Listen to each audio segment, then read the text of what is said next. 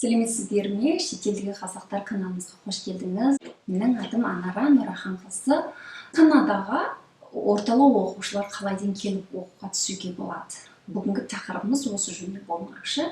Біріншіден, бұл жердегі айтып отырған орталық оқушы дегенім 10-ші, 11-ші, 12-ші сыныптағы оқушылар. Екіншіден, қайсы уақытта келіп қатынасады? Әр жылдың 2-ші ай, 9-ші айдарда мектеп басталады. Бірақ 9-ші ай негізінен мектептің ең басқа уақыты деп есептеледі. Сіз екеуінен мүмкін барынша 9-ші айға келіп түскеніңіз дұрыс. Екіншіден, қандай мектеп түрлері бар?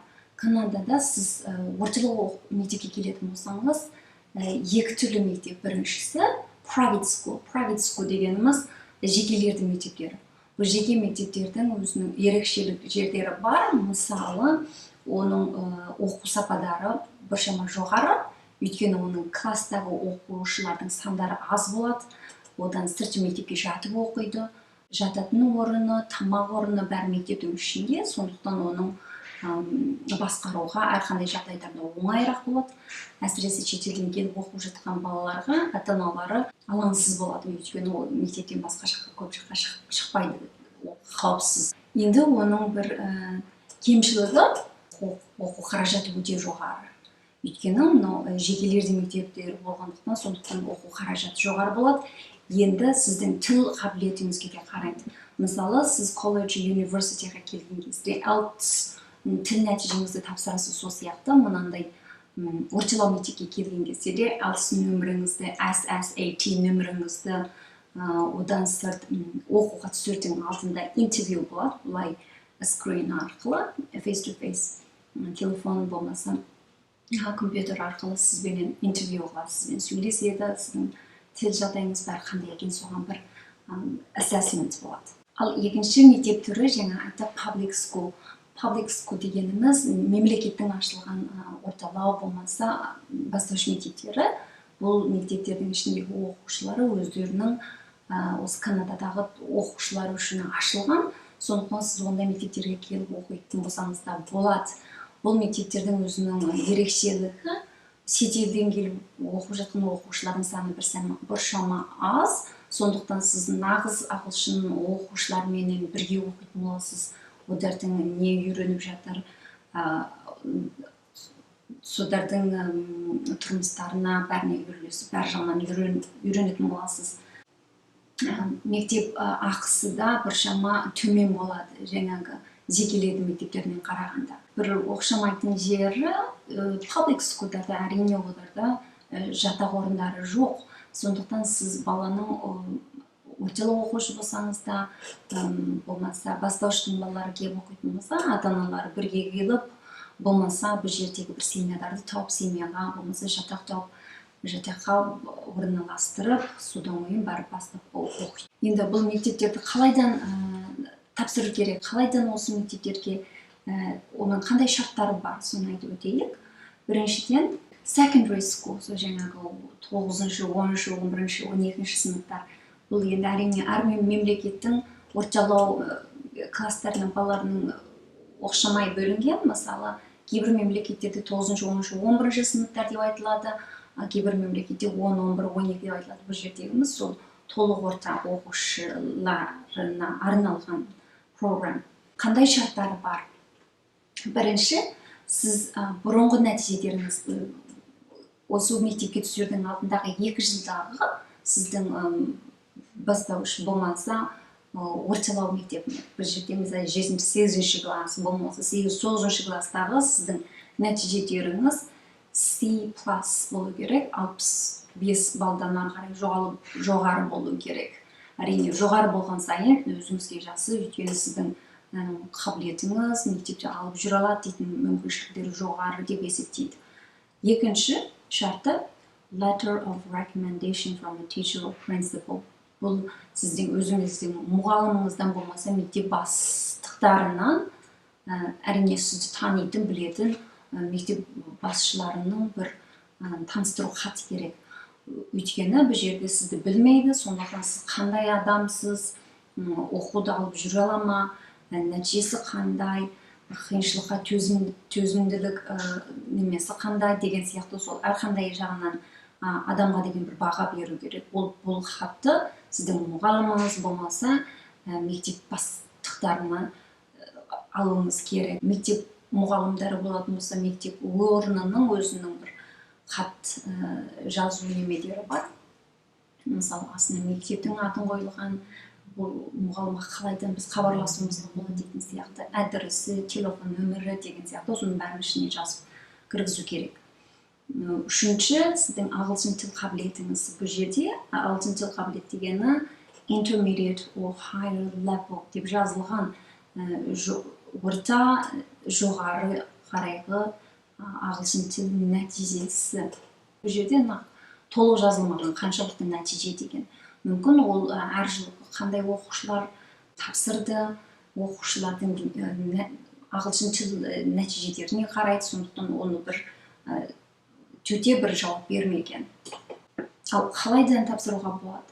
Әрбір мектептердің оның үстінде оны төте қарайтын оқу ағарту министрлігі бар. Мысалы, осы сіз төте мектепке қарай өзіңіздің осы мектепке келем деп тапсырмайсыз. Сіз бұл тапсырған әрбір материалдарыңызды осы өлкеге келем деген өзіңіздің былай интерестің ынтаңызды жаңағы оқу ағарту министрлігіне, оқу ағарту бөлімшесіне тапсырасыз.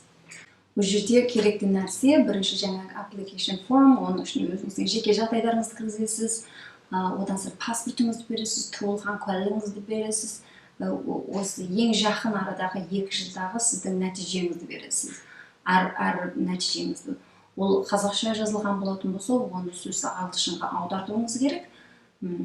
Одан сырт жаңағы хат, мысалы, мұғалімнен болмаса бастықтардан сізге бір таныстыру хаты жазуыңыз керек.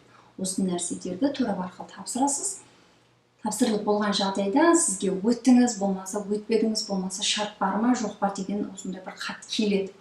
Шартында, мысалы, conditional letter of acceptance деген сөз, сіз бәрі жағдайыңыз өтіп жатқан жағдайда мектептің tuition жаңағы оқу қаражатын тапсыруыңыз керек. Үшінші басқыш сол жаңағы хатын алып оқу визасына тапсырасыз. Әрине, бұл оқу визаны алу мектеппен емес, ол government, ол бір басқа мекемеге тапсырасыз. Төртінші басқыш, сіз өзіңіздің паспортыңызды, жаңағы оқу визаңызды, одан сырт басқа әрбір документтеріңізді бәрін сол жаңағы оқу ағарту министрлігіне тапсырасыз, оқу ағарту департаментке тапсырасыз. Сонымен біз жаңа айтып өткендей, бірі 9-шы айда, 9-шы айда келетін болсаңыз, сіз әр жылдың 12-ші айдың бірінен 5-ші айдың бірінің осы аралығында сіз жаңағы материалдарыңызды уақытында тапсырып болуыңыз керек, 5-ші айда тапсырып болуыңыз керек. Сосын 5-ші айдан ары қарай олар тексеріп алады, толымдылықтарын көреді, сосын сіз өттіңіз, өтпедіңіз деген нәрсені 1 айдың ішінде, 1-2 айдың ішінде шығарып болады. Одан кейін ары қарай сіз оқу визаға тапсыру уақытыңыз өте тығыз болады, былай айтқанда.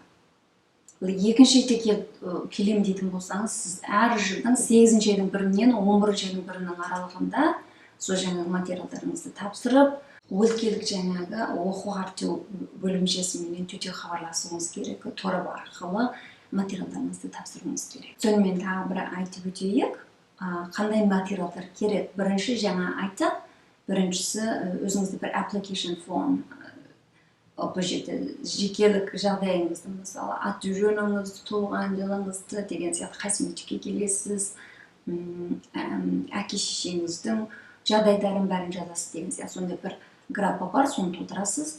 Екіншісі паспортыңызды, одан туылған куәлік, одан сырт letter of recommendation, таныстыру қағаз. Ең соңғысы 2 жылдағы, өткен 2 жылдағы сіздің нәтижеңіз жоғары болған сайын жақсы болады. Бұны аудартуыңыз керек. Басқа графалар бар, бірақ бұлардың бәрі бұл мектепке қабылданып болған соң одан артқа қарай алатын графалар. Мысалы, сіздің әке-шешеңіз қол қою керек, бұл бала өзі жалғыз жатақта жата ма, болмаса бұл жақтағы қарайтын туыс-туған бар ма деген сияқты оған жауапкершілігіне әке шешесінің қол қоятын грападары бар. Одан сырт Канаданың өзінде тұрған кезде сізге кім жауапты болады? Бір шұғыл жағдай болатын болса, кімге хабарласуыңыз керек дейтін осындай грападар бар, оларға толтыру керек.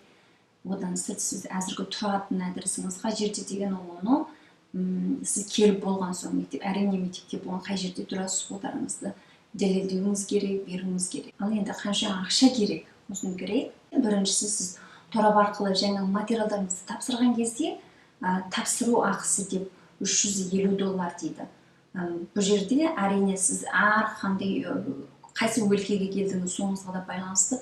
Мен бүгін көріп отырғаным Торонтоға, мысалы осы Онтариоға келген кезде Торонтоның оқу ағарту департамент мына материалдарыңызды тапсырған кезде $350 алады. Бұны сіз өттіңіз, өтпедіңіз, сізге қайтарып бермейтін ақша. Екінші, сіздің жылдық оқу сомаңыз. Бір жылда үйренгеніңіз $16,000 деп жазылыпты бұл жерде. Бір жыл дегені, мысалы сіз 9-шы айда кірсеңіз, 9-шы айдан 6-шы айға шейін, одан кейін summer break болады. Сол 6-шы айдан кейін 9-шы айдан 6-шы айға шейін.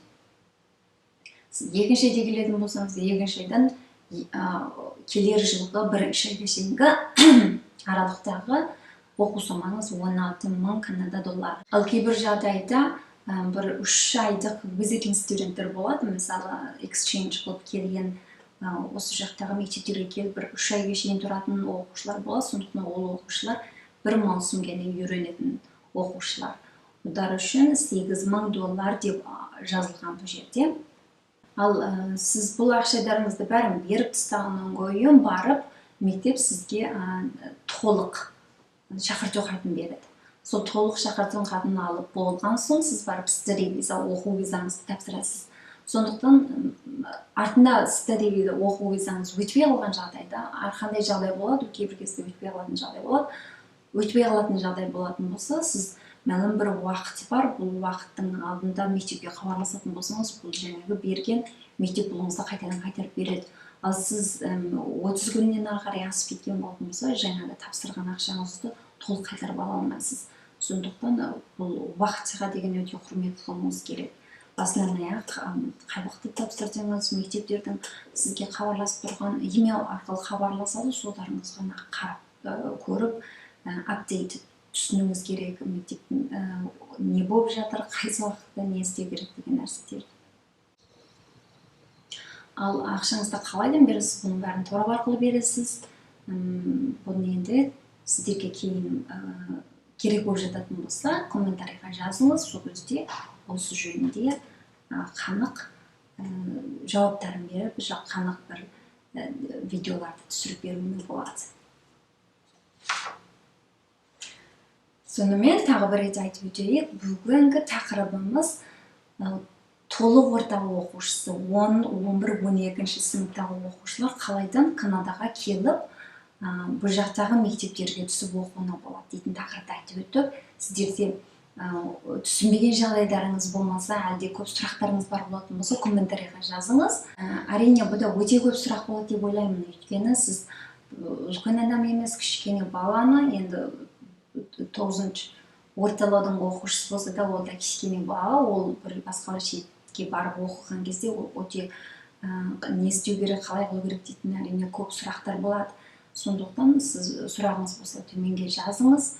Тағы да айтарым, бұл видеомызды тарқата жүріңіз, біздің каналымызды қолдаңыздар, лайк басыңыз, сізге ұнаған болатын болса, жазылмаған болатын болсаңыз каналымызға жазылыңыз. Сонымен бүгін осы жерге шейін сізбен бірге болған Анара Нұраханқызы. Рахмет сізге.